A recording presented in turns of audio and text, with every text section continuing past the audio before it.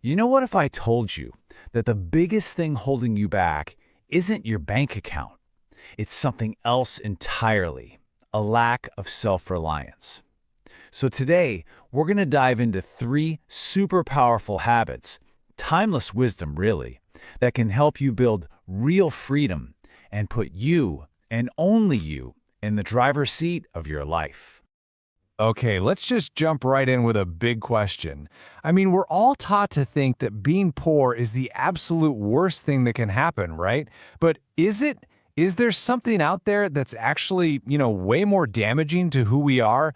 What could possibly be more painful than poverty? And the answer is dependency. See, poverty is about not having resources, and that can change.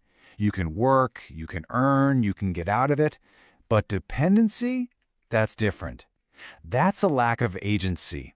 It's a state of mind that basically makes you a slave to your circumstances, always having to rely on someone else.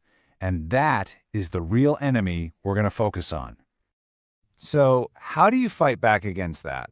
Well, it all starts with habit number 1, the constant, never-ending pursuit of knowledge and skill. And listen, this isn't about getting a fancy degree. It's about building up a personal arsenal of things you can do. And this quote just hits so hard, it totally reframes what power even means, doesn't it? The most dangerous person isn't the one holding a weapon. It's the one whose mind is the weapon.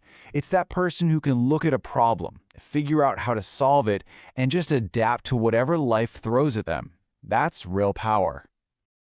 When you adopt this learner's mindset, you essentially make yourself future-proof. You never become useless. Think about it. If one door closes, you lose a job, your whole industry shifts, you're not stuck. You have the tools to just build a new door.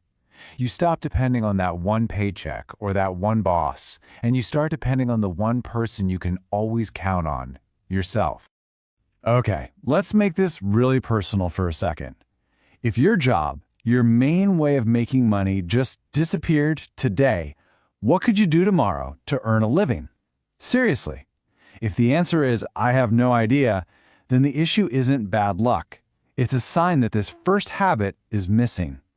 All right, on to habit number 2. And this is like the fuel for the engine we just talked about. It's all about working with patience. And let's be super clear here, because a lot of people get this wrong. Patience is not about just sitting around passively waiting for good things to happen.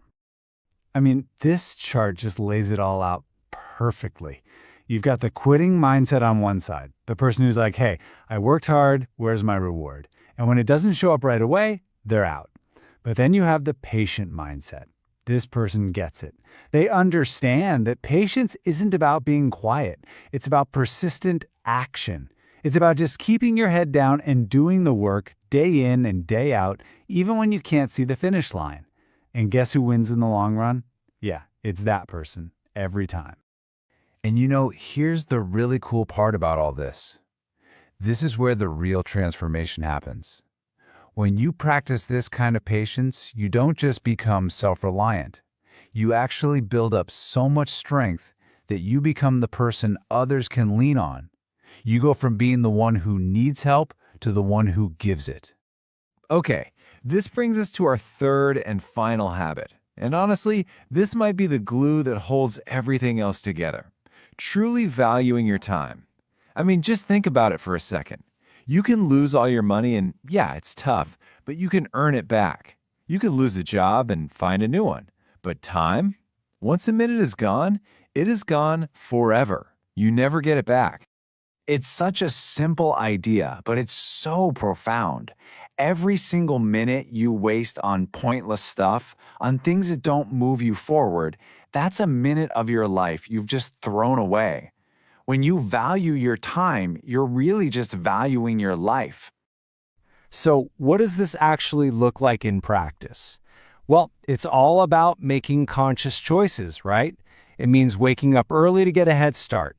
It means cutting out the useless chatter and arguments that go nowhere. It means picking up your phone with a purpose, not just to endlessly scroll.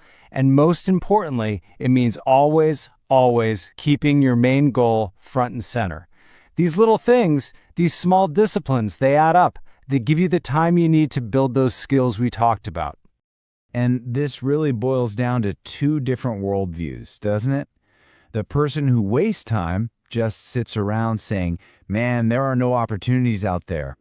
But the person who masters their time, they have a totally different attitude. They're like, fine, I'll just create my own. They're not waiting for a knock on the door. They're out there building the door. Okay, so we've got the three habits: knowledge, patience, and time. That all sounds good in theory, but does it actually work in the real world?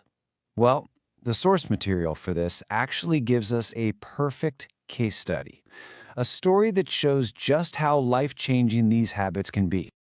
So, picture this. The story starts with a guy who has literally nothing. No money in the bank, no powerful friends to call, nobody giving him a leg up. I mean, by any normal standard, you'd look at him and think, this guy has no chance. But here's the thing. He wasn't actually starting from zero. His real wealth, his true assets, were the three habits we've been talking about this whole time. He had that burning desire to learn. He had the patience to stick with it when it got hard, and he absolutely refused to waste a single minute of his day. And the result of all that? Today, that one man, the guy who started with absolutely nothing, is now the one giving jobs to other people. I mean, talk about a transformation. He went from being completely dependent to being a pillar of support for others. And that story just proves it, right? It's not about where you start. It wasn't fate. It wasn't some lucky break. The one thing, the only thing that made the difference was the habits